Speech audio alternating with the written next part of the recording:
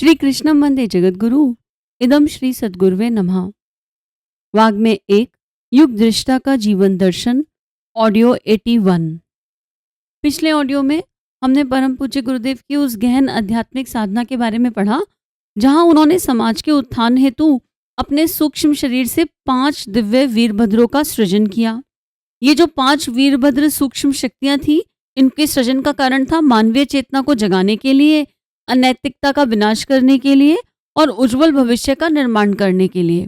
वैज्ञानिक और आध्यात्मिक स्तर पर ये 5 शरीर, ये जो ऊर्जा शरीर हैं, ये कंटिन्यू काम कर रहे हैं।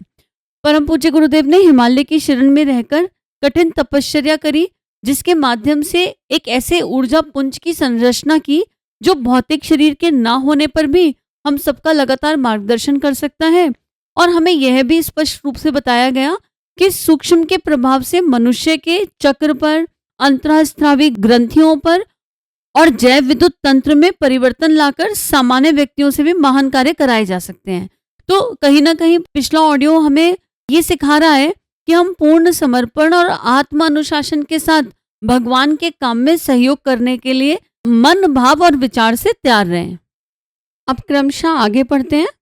सद्गुणों, सत्प्रवृत्तियों, सन्मार्ग गमन के लिए आवश्यक पराक्रमों को जहां बढ़ाया जा सकता है, वहां दुर्गुणों, दुष्कर्मों के प्रति बढ़े हुए उत्साह को घटाया और शांत समाप्त भी किया जा सकता है। इसके लिए हार्मोन चाबी का काम करते हैं। ये वे रस स्राव हैं जो ग्रंथियों से सीधे रक्त में स्रावित होकर अपना प्रभाव परिचय देते हैं। ये बढ़ाने और घटाने दोनों ही प्रयोजनों में काम आते हैं। शरीरगत हार्मोन्स को प्रभावित करने वाली प्रधान ग्रंथियां व उनसे स्रवित रस द्रव्य इस प्रकार है: pineal, melatonin, pituitary, thyroid, thyroxine, adrenal, testosterone, oestrogen. इनमें 5वीं अंतिम का एक भाग पुरुषों से संबंधित एवं दूसरा नारी से संबंधित है। इन हार्मोन्स को ठंडा कर देने से मनुष्य शारीरिक, मानसिक और प्रजनन की दृष्टि से निस्तत्व हो जाता है। उसका उत्साह हर कार्य में ठंडा हो जाता है। अन्य हार्मोन्स के संबंध में भी यही बात है। वे मूलतः मनुष्य को कर्मठ, ओजस्वी, स्फूर्तिवान, परिपक्व बनाने के निमित्त अपने क्रियाकलाप चलाते हैं।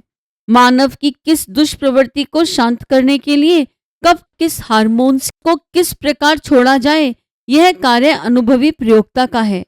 आत्मिक चेतना की स्थिति के अनुरूप पात्रता को देखते हुए वांछित परिवर्तन किए जाते हैं। जैसा कि पहले बताया गया, मनुष्य में जो कुछ शक्ति दिखाई पड़ती है वह उसके रक्त, मांस एवं स्नायु संस्थान पर निर्भर नहीं, वरन 5 प्रकार की जैव विद्युत के सूक्ष्म प्रवाहों पर निर्भर है। इन्हीं 5 विद्युत प्रवाहों पर मानवीय प्रतिभा एवं व्यक्तित्व का निर्माण निर्भर करता है। शत्रु पक्ष का तेज हरण करने हेतु इन्हीं आकर्षण शक्तियों को खींच लिया जाता है। तांत्रिक प्रयोगों में शत्रु की इन्हीं शक्ति धाराओं को दुर्बल कर दिया जाता है। किसी की वंश परंपरा को समर्थ या दुर्बल बनाने के लिए उसके जीन्स को प्रभावित किया जाता है। जीन्स में 2 प्रमुख हैं, डीएनए, आरएनए। इन्हीं से मिलकर जीन्स बनते हैं। जीन्स क्रोमोसोम्स बनाते हैं। क्रोमोसोम्स से ही वंश परंपरा का निर्धारण व पीढ़ी दर पीढ़ी संचालन करते हैं। लंका में इसी आधार पर एक ही प्रकार के अनेक दानव बनाने का कार्य संपन्न हुआ था। कौरवों का जन्म गांधारी के कोख से महर्षि व्यास द्वारा जीन यांत्रिकों के प्रयोग से ही किया गया था। श्रृंगी ऋषि द्वारा चरु के माध्यम से ही जीन्स के सूक्ष्म घटकों को प्रभावित कर राम, भरत एवं लक्ष्मण तथा शत्रुघ्न के जन्म होने की क्रिया संपादित हुई थी। वंशानुक्रम के आधार पर ही देश देशांतर के व्यक्तियों की विशेषताएं निर्भर करती हैं। उज्बेकिस्तान के दीर्घायु, बलूचिस्तान के पठान एवं निग्रो, मंगोल आदि नस्लें जीन्स जैसे सूक्ष्म घटकों पर ही निर्भर हैं।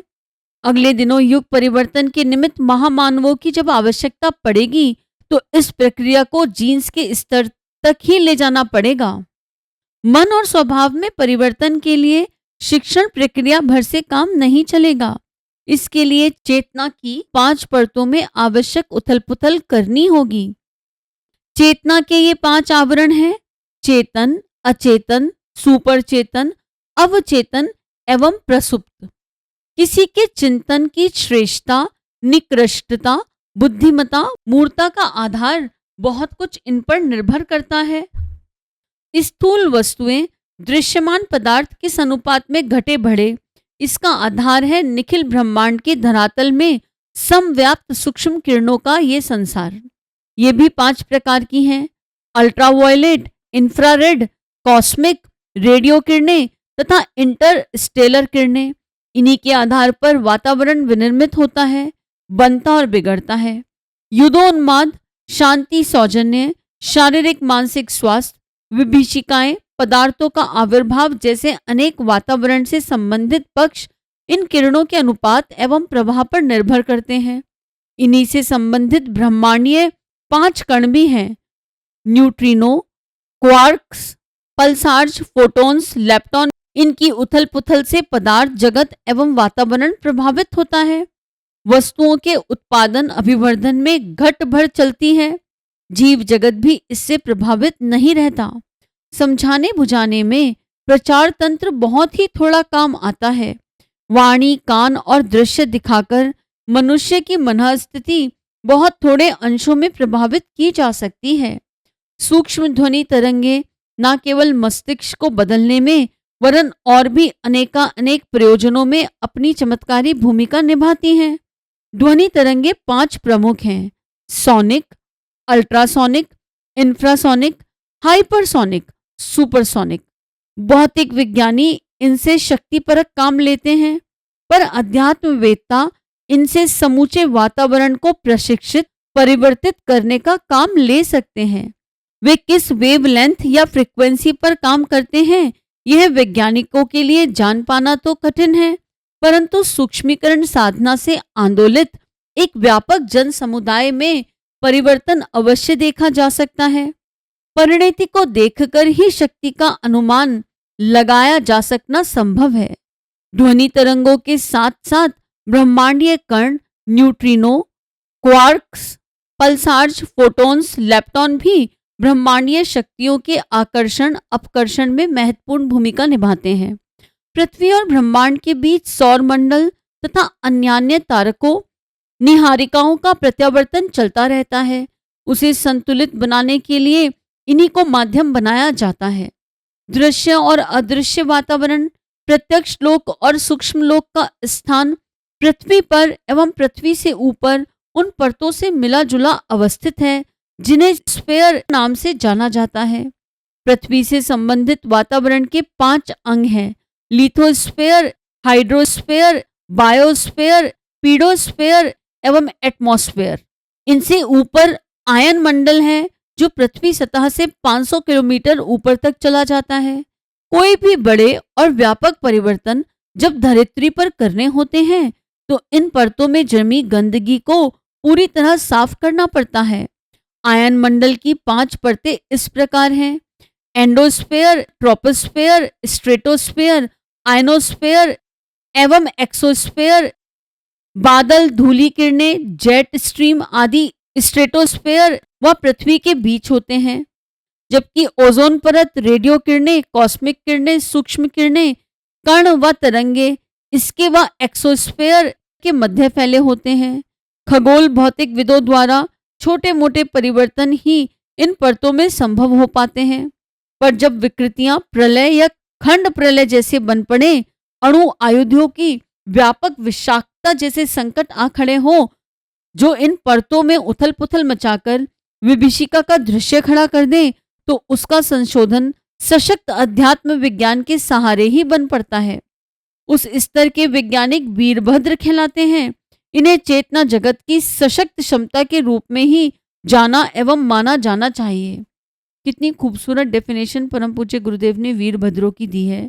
और गुरुदेव का मतलब ऐसा लग रहा है जैसे किसी साइंटिस्ट को पढ़ रहे हैं, कभी लगता है किसी डॉक्टर को पढ़ रहे हैं, कभी लगता है किसी तत्वदर्शी को पढ़ रहे हैं जिसे पूरा भूगोल की जानकारी हो।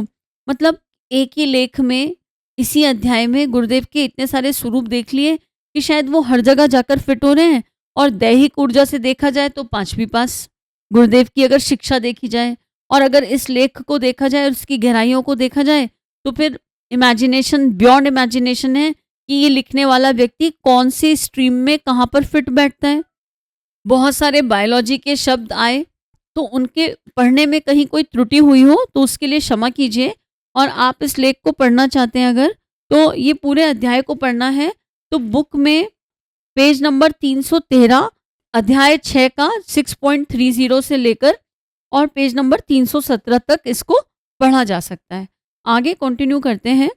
मानव शरीर एक छोटा पिंड है किंतु इसमें ब्रह्मांड का सार संक्षेप पूरी तरह समाहित है। शरीर की पांचों सामर्थ्यों को जिनको पूर्व में वर्णित किया गया ब्रह्मांड व्यापीय समष्टिगत शक्तियों का संक्षिप्त संस्करण माना जा सकता है। ये है जैव विद्युत, जैव चुंबकत्व, सृजनात्मक शक्ति, विकिरण एवं प्रतिरोधी शक्ति। इन्हीं को पचाने योग्य विद्यात्मक सामर्थ्य को व्यक्ति व्यक्ति में, समग्र समुदाय में सूक्ष्मीकरण साधना द्वारा पात्रता परखते हुए गुरुदेव विकसित कर रहे हैं। इन्हीं पांचों को उन्होंने इस 1 वर्ष की अवधि में विकसित पंच वीरभद्रों का नाम दिया है। ये जितने परिणाम में जागृत सशक्त हो सकेंगे, जिस अनुपात में उपयोगी पात्र उन्हें मिलते जाएंगे, उसी अनुपात में विश्व परिवर्तन में अनेकानेक प्रयोजनों में इनका सुनियोजन हो सकेगा। देव मानवों का सृजन, वातावरण का संशोधन, कषाय कल्मशों का उन्मूलन, नव सृजन के उपयोगी साधनों का उत्पादन, छाए हुए संकट, घटाटोपों से परित्राण जैसे कितने ही काम हैं जो जागृत वीरभद्रों के द्वारा समय अनुसार आवश्यकता अनुसार संपन्न होंगे।